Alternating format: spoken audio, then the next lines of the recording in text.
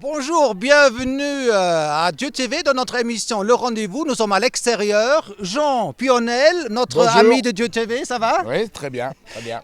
On se trouve où ici dans cette belle région? Ah, il y a Alors- une piscine derrière nous. Presque le centre de la France et un lieu prédestiné, la Chaise-Dieu.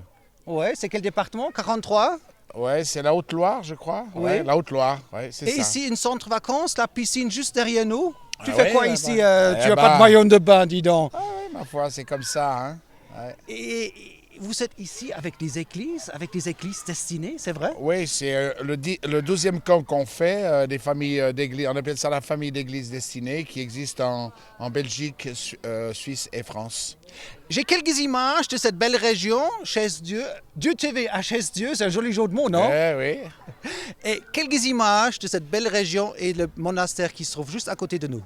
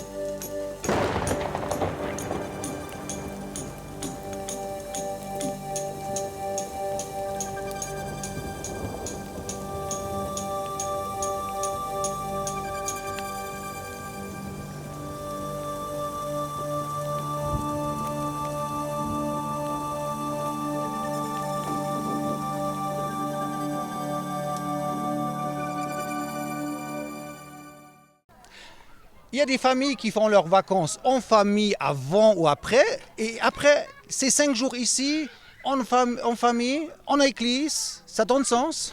Oui, c'est un peu le but qu'on recherche, c'est que toute l'Église vive les mêmes choses pendant une dizaine, enfin 6 jours, pour se fortifier ensemble, grandir dans la vision et continuer le travail là où ils se trouvent en rentrant.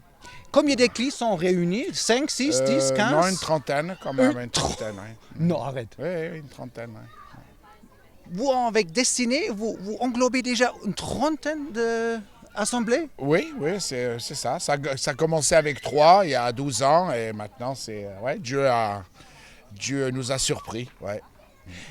On trouve beaucoup d'enfants. Vous avez un programme enfants et surtout la jeunesse, elle est présente. On ne peut pas dire que la jeunesse a boudé et que vous êtes un club ici de pépé mémé. Vous avez combien de jeunes? Alors sur les 600 qu'on a, il y a 200 personnes de moins de 20 ans. Quelques images du camping et sur le terrain, on se trouve.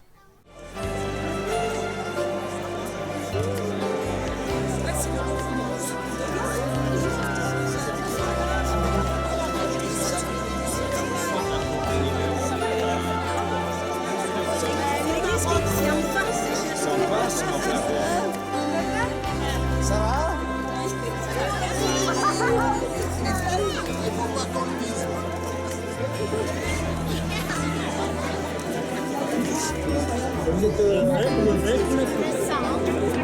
Voilà, même si c'est juste une trempe. Il était très parfait.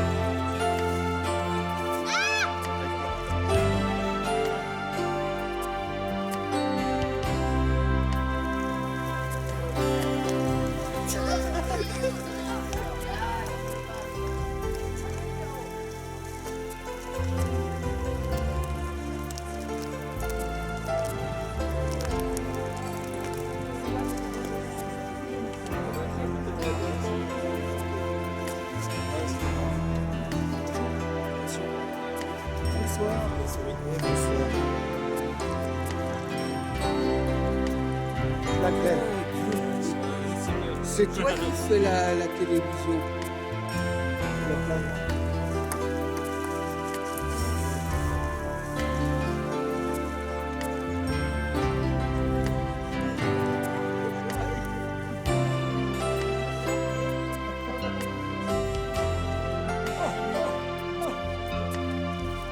Un saucisson, ouais.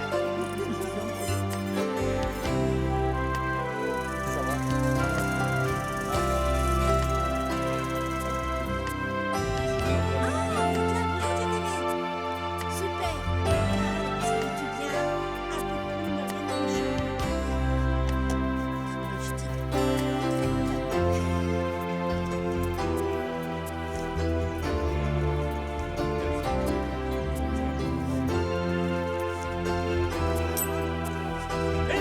Un peu plus Ça c'est cool. Ça c'est cool. Reverse.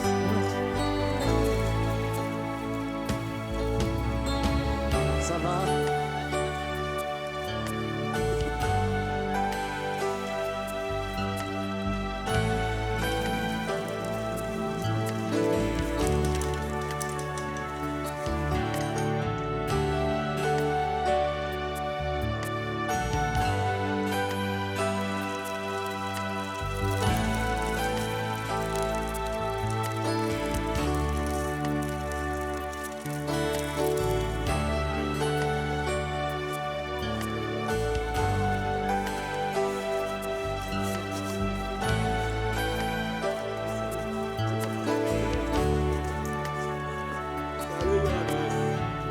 Ça, c'est le copine. Bienvenue. Merci. Et moi, Léonie. Ça va.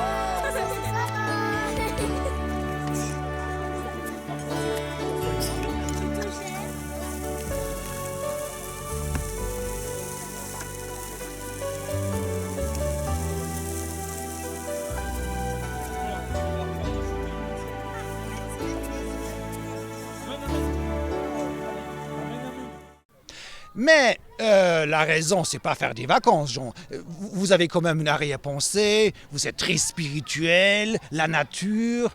Il y a quelque chose à faire là, hein, vous. Oui, parce que moi je suis spirituellement naturel et naturellement spirituel. On peut faire Donc, les deux. Oui, je crois que c'est la vie. C'est la vie avec Dieu. On vit sur la terre et pas tout à fait encore au ciel, quoi. Donc le soir, vous avez des moments phénoménaux, vous avez des orateurs, et les orateurs, on peut dire, c'est des gens de vos milieux, c'est même pas un invité de marque, c'est tous des gens qui sont des pasteurs de votre mouvement. Oui, parce qu'on veut garder cet esprit famille. Et on reconnaît dans notre famille des gens qui ont des dons particuliers pour nous édifier. Voilà. Donc les orateurs du soir, c'est vos gens. Oui, des fois on a des invitations extérieures parce qu'on ne veut pas rester en vase clos. Donc on a invité là pendant cette semaine un couple d'Anglais qui sont des évangélistes qui équipent l'église à l'évangélisation. Pour la musique, vous faites aussi très fort. Alors la musique, il me semble que chaque soir et chaque matin, il y a un autre groupe de louanges, une autre équipe. C'est vrai ou vous faites comment? Ah non, mais ça c'est aussi assez extraordinaire pour moi parce qu'au début, le premier camp, on a dû inviter un groupe de louanges extérieur parce qu'on n'avait personne pour animer la louange. Et maintenant, il y a presque 40 personnes capables de se produire. Et ce qui est assez aussi extraordinaire, c'est que ce n'est pas des groupes d'églises qui se produisent, c'est des musiciens de plusieurs églises qui se connaissent et qui se retrouvent pour préparer ce camp. Et on commence même à avoir des créations de chants. Premier CD qui sort. Un petit extrait de En soirée. L'agneau tous les trônes et toutes les couronnes. Il est le maître souverain. Les temps sont dans sa main. Rendons l'honneur suprême à celui qui nous aime et qui revient victorieux pour nous.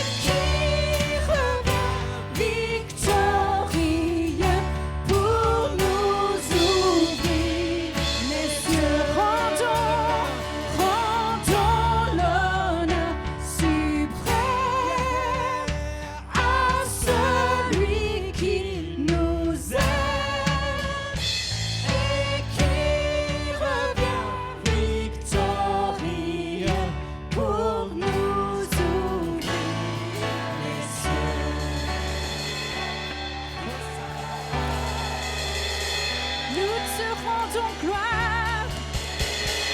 Toute l'honneur t'appartient.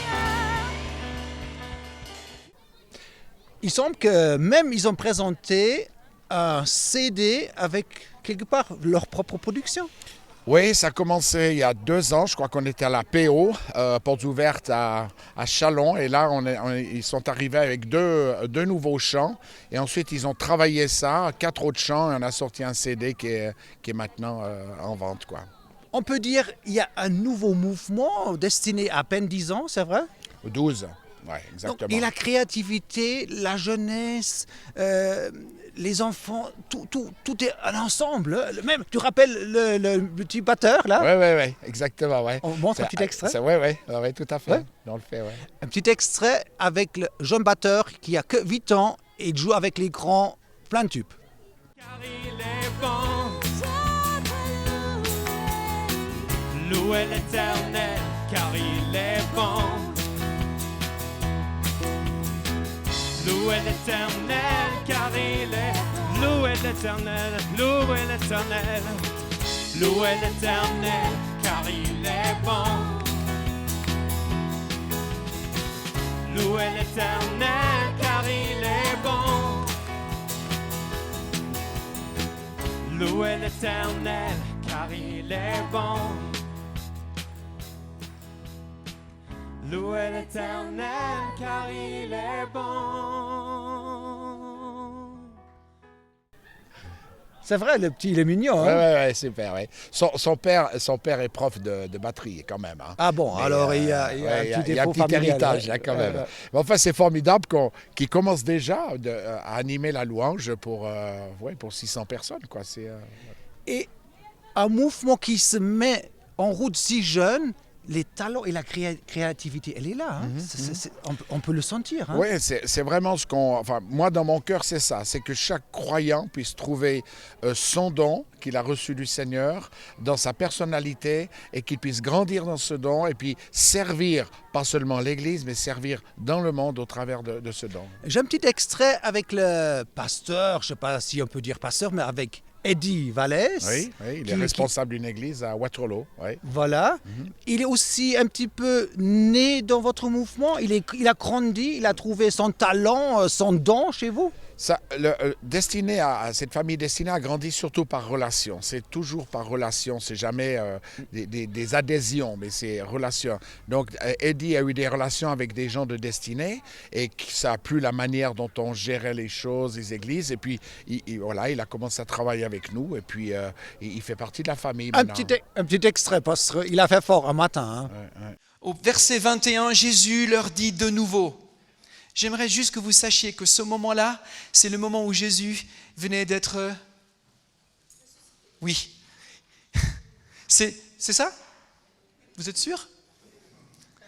C'est le moment où il vient d'accomplir la mission, où il s'apprête, où il est en plein dans la mission de ce que Dieu lui a demandé. Et il nous dit ceci, pendant 3 ans, il a formé des disciples. Pendant 3 ans, il a pris soin de leur apprendre tas de choses. Et au moment où il va partir, il leur dit ceci. La paix soit avec vous.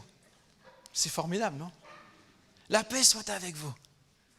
Comme le Père m'a envoyé, moi aussi, je vous envoie. Au moment où l'Église sur terre est créée, Jésus dit, elle est créée pour être envoyée. Elle n'est pas créée pour rester dans la chambre haute, à s'enfermer et à se protéger contre ce monde impie et injuste. Elle est appelée à aller dans le monde. Elle est appelée à aller dans le monde, à être envoyée comme Jésus lui-même a été envoyé. Et je crois que ces paroles de Jésus contiennent l'essence même de la raison pour laquelle l'Église est sur terre. Et Jésus rajoute, après ces paroles, il souffla sur eux et il leur dit, recevez le Saint-Esprit. J'aimerais que ce matin, nous puissions nous concentrer sur ces 2 versets en introduction de cette semaine, parce que je crois qu'il y a quelque chose que Dieu veut ouvrir dans notre cœur dès maintenant et pour tout le reste de la semaine. Donc Eddie, il a prêché sur l'Église en marche, il voulait encourager que l'Église a sa place vraiment dans la mission. Et c'est ça que vous avez à cœur? Oui, La c'est- mission, que voilà. l'église n'est pas là un club de golf ou un Voilà. club de tennis. On parle toujours pour nous d'une église relationnelle et missionnelle. C'est-à-dire qu'elle est relationnelle dans ses gènes. On croit à la relation. Père, Fils, Saint-Esprit sont en relation, mais ils sont aussi en mission. Ils ont accompli une mission sur cette terre. Les trois, c'est de sauver l'humanité. Et nous, on veut essayer de reproduire ça, c'est-à-dire garder la relation et en même temps avoir l'esprit On missionnaire. connaît bien Jean Pionel. Pendant des années, 10 ans, je ne sais pas combien, tu étais avec Jeunesse en mission. Et la mission, tu avais à cœur d'évangéliser. Mais comment, Jean, tu as fait ce virage entre Jeunesse en mission, le vrai évangéliste dans les rues, manière style Jeunesse en mission, et découvrir, mais on peut faire ça aussi avec l'église locale. Et attends, l'église locale, elle peut faire le même boulot. Comment tu as découvert ça? Parce que c'est Alors, génial cette découverte. En plaisantant, je suis plus à Jeunesse en mission parce que je suis plus es plus vieux. jeune. Ouais. Bon, ça c'est autre chose. Oh. Maintenant, je crois vraiment que Il y a une image. l'église est en mission. Et l'église a perdu de vue son appel de mission sur terre. Et c'est pour ça qu'on a appelé le thème de ce camp, l'église sur terre, à quoi sert-elle? Ou, voilà. Ouais. La terre, l'église sur terre, à quoi ça sert? Alors finalement, elle sert à quoi l'église? On n'a pas encore retrouvé la réponse. On a travaillé autour de la réponse, mais l'église Très- sur terre, à quoi ça sert, Jean? C'est le thème? Très simple. L'église n'est pas là pour elle-même, elle est là pour le monde. Donc l'Église, elle sert à communiquer l'Évangile dans le monde. Elle n'est pas le royaume de Dieu, mais elle est le véhicule du royaume de Dieu sur cette terre. As-tu l'impression que quelquefois on oublie l'autre? On est occupé de nous, on est occupé que tout va bien dans notre club qui s'appelle l'Église, que tout va bien, qu'on s'occupe de moi surtout, on s'occupe de mes enfants et tout. Et quelque part, aller vers l'autre qui n'est pas à l'Église, c'est un oubli. Oui, ça encore, on a découvert à Jeunesse en Mission le côté apostolique de l'Église. On allait en mission, mais l'Église est devenue pastorale. Elle est devenue ecclésiale, elle s'occupe de sa paroisse. On a développé un système paroissial et on a oublié l'extérieur. Un peu comme Jérusalem qui était une grande église et elle a oublié l'extérieur. Il a fallu la persécution, pour que aller ça à parte. Antioche. Ouais, exactement. Ouais. Aujourd'hui, c'est une très grande journée chez la famille Pionel. Jean, son fils, se fait baptiser cet après-midi. Tu es d'accord, hein? Ouais, Je bah raconte oui, pas je suis d'accord, ouais. Tu es d'accord, hein? C'est une J'ai grande sauté journée. de la piscine aussi. C'est une grande journée. Tu n'as pas encore vu des images du baptême cet après-midi.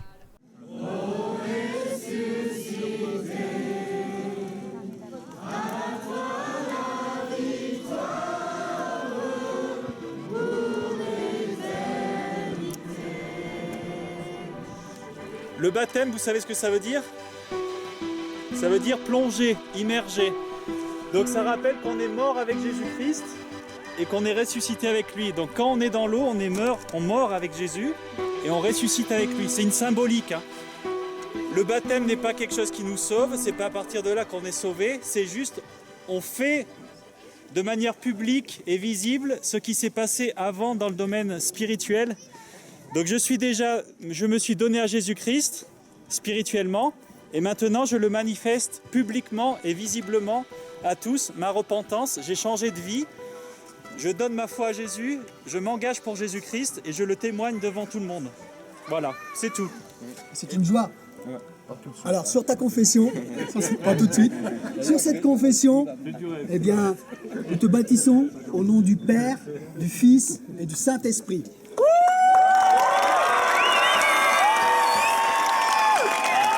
Alors au nom du Père, du Fils et du Saint-Esprit, je te baptise.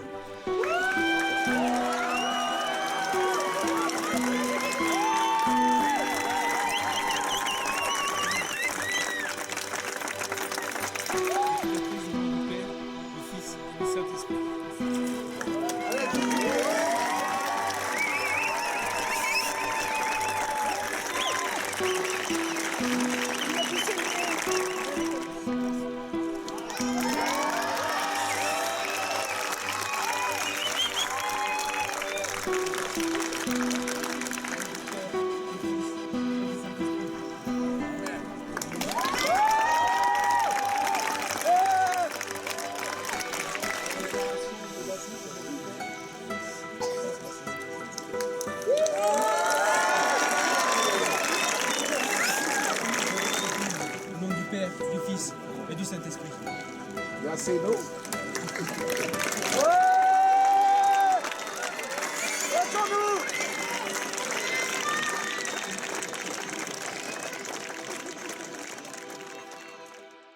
Jean, c'est normal qu'il y ait un compte famille et tout à coup, il y a 5, 6, 7, une dizaine de baptêmes. Allez, on y va à la piscine, des baptêmes. C'est phénoménal. Ouais, c'était pas prévu parce qu'on ne fait pas ces camps pour faire les baptêmes. Mais mon fils, c'est vraiment de nos seigneurs au camp passé et il a décidé de se faire baptiser et il a fait une formation pendant 1 année et il a voulu que ça se fasse pendant ce camp. Et puis quand il a annoncé ça, les autres ont dit « Ah ben moi aussi j'ai envie, etc. » Et donc pour finir, il y a une jeune église qui a commencé à Valbonne où il y a eu 6 personnes, je Nice, crois. Hein. C'est donc la Côte Nice. d'Azur, ouais, Oui. c'est une église qui a 2 ans. C'est une implantation d'église là-bas. Il y a eu 6 baptêmes. Donc la piscine se trouve juste Ouais, derrière nous. ouais, c'est bien. Ouais. Donc Super. une grande journée quelque part aussi pour destiner. Parce que les baptêmes veut dire quand même quelque part, il y a des gens qui font du sérieux. Oui, bien sûr. On espère toujours que l'Église grandisse avec des nouveaux croyants, enfin des enfants qui soient ramenés au Père. Donc les églises continuent leur baptême pendant l'année, hein, mais là c'était l'occasion qui a fait le lion, quoi.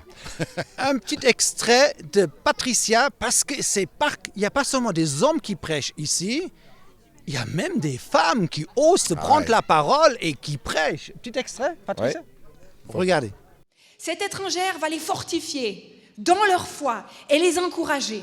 Josué 2, 9, Rahab leur dit, « L'Éternel, je le sais, vous a donné ce pays. » En d'autres termes, elle disait, « Je sais, vous aurez la victoire. » La terreur que vous nous inspirez nous a saisis et tous les habitants du pays tremblent. Elle leur donne toutes les informations nécessaires. Ils tremblent devant vous. Au verset 11, nous l'avons appris et nous avons perdu courage. Nous avons perdu courage et tous nos esprits sont abattus à votre aspect. Elle leur donne tous les renseignements nécessaires dont ils ont besoin pour accomplir leur mission en tant que messagers. C'est intéressant. C'était le rôle de l'espion. L'espion, c'est quoi son rôle? C'est explorer, c'est reconnaître les points faibles de la ville. C'est de voir comment la ville, elle est fortifiée. C'est les mouvements de l'armée, repérer les mouvements de l'armée. C'est regarder les ressources naturelles du pays, s'il y avait de l'eau potable, s'il y avait de la nourriture, etc., etc. Ça, c'était le rôle des espions. Et je trouve qu'il est remarquable que dans Josué, dans le livre de Josué, on parle d'espions, que dans le livre des Hébreux, on parle d'espions, mais dans le livre de Jacques, il parle de la même histoire, il parle d'espions messagers. Et là, ça m'a frappé, j'ai dit des messagers. Ah, mais des messagers. Est-ce que ça ne vous fait pas penser à quelque chose? Est-ce que cette semaine, on ne vous parle pas d'être des messagers? Oui? Gloire à Dieu. Sommes-nous pas tous appelés à un moment donné à être des espions messagers? C'est comme ça que je vais les appeler. Qui explorent ce qui se passe dans la ville de Jéricho, dans votre Jéricho, dans la Jéricho, dans notre Jéricho. Sentir l'ambiance, discerner les esprits qui tiennent une nation, une ville, une région. Des espions messagers qui aiment les gens et qui n'ont pas peur d'aller au risque de leur vie, qui n'ont pas peur d'entrer, de dormir et de manger avec une prostituée. Puis qui reviennent vers le peuple en disant « Oui, l'Éternel a livré tout le pays entre nos mains. » Jean, que penses-tu de petit extrait qu'on vient de voir? Nous, Patricia, on l'a découverte l'année passée. On l'a donné. C'est sûr que nous, on croit au ministère féminin. Hein, Ah c'est bon? pas trop de Non. problème. Il ne faut pas trop le dire, mais oui. Et on sent chez Patricia une dimension prophétique. Et on aime bien laisser les dons apostoliques, prophétiques, pastoraux, enseignements, etc., évangélistes se manifester. Et l'année passée, on a découvert Patricia. Elle a vraiment une dimension prophétique dans ses messages. Elle parlait des espions, elle parlait beaucoup de Rahab, elle parlait beaucoup de la famille. Et quelque part, la famille, c'est chez vous si important? Ah, ben bien sûr, c'est important, pas simplement le papa, la maman et les enfants, mais tout ce qui est du domaine relationnel. Dans les enseignements de l'apôtre Paul, il parle souvent l'exemple de la famille, hein, le père. Un diacre ou un apôtre, soit avoir des enfants, blablabla. Voilà, ou même quand il dit à Thessalonique, j'ai été un père et une mère pour vous. Donc il y a un sens familial dans la vie d'église.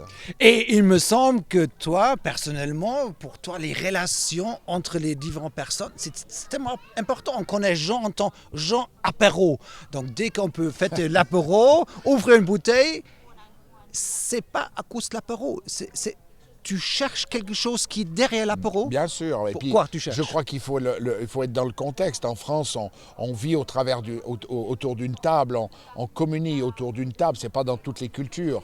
Mais en France, la table, le bon repas, un apéritif, ça fait partie de la culture francophone. Donc on veut maintenir ça. Et c'est là où les gens se débrident. C'est là où les gens se relaxent. Et ça crée des relations. Oui, c'est très important pour nous. Oui.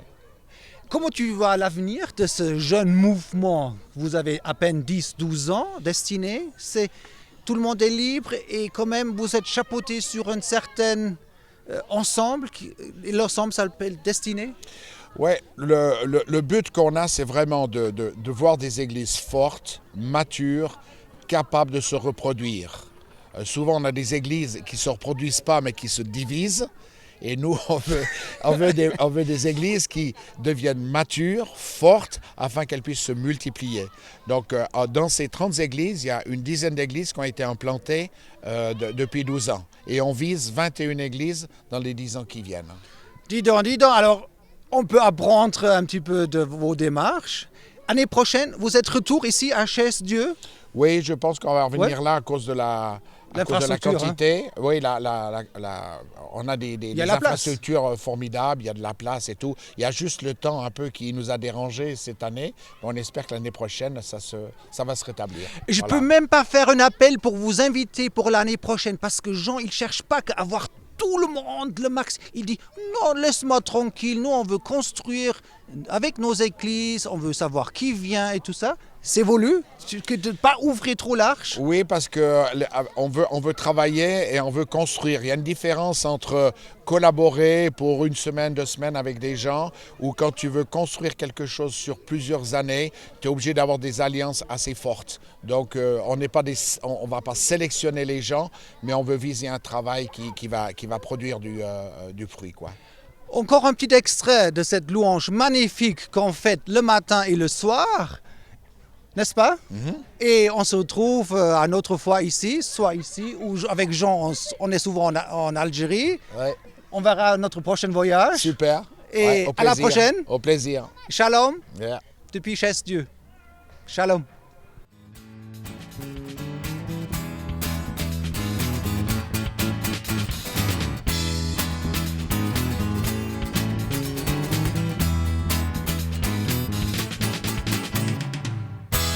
Je sais qu'il m'a secouru, son sang a couvert mes fautes, je le crois.